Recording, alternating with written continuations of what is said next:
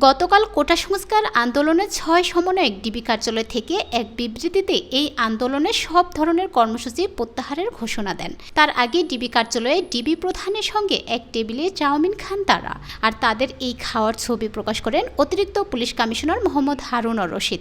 DB কার্যালয়ে খাইয়ে সেই ছবি প্রকাশ করাকে জাতিসংঘে মশকরা বলে মন্তব্য করেছেন হাইকোর্ট। রাষ্ট্রপক্ষকে উদ্দেশ্য করে বিচারপতি মুস্তফা জামান ইসলাম ও বিচারপতি এস.এম. মাসুদ হোসেন দোলনের হাইকোর্টে বেঞ্চ সোমবার এই মন্তব্য করেন। গত শুক্রবার নিরাপত্তার কথা বলে আন্দোলনের ৩ সমন্বয়ক নাহিদ ইসলাম, আসিফ মাহমুদ ও আবু বাকের মজুমদারকে হাসপাতাল থেকে মিন্টো রোডের ডিবি কার্যালয়ে নেওয়া হয়। পরে শনিবার সার্জিস, হাসানাত আবদুল্লাহ ও নুসরাত তাবাসসুমকেও ডিবি হেফাজতে নেওয়া হয়। এরপর গতকাল ওই সমন্বয়কদের সঙ্গে এক টেবিলে বসে নাস্তা করার কয়েকটি ছবি ফেসবুকে পোস্ট করেন ডিবি প্রধান।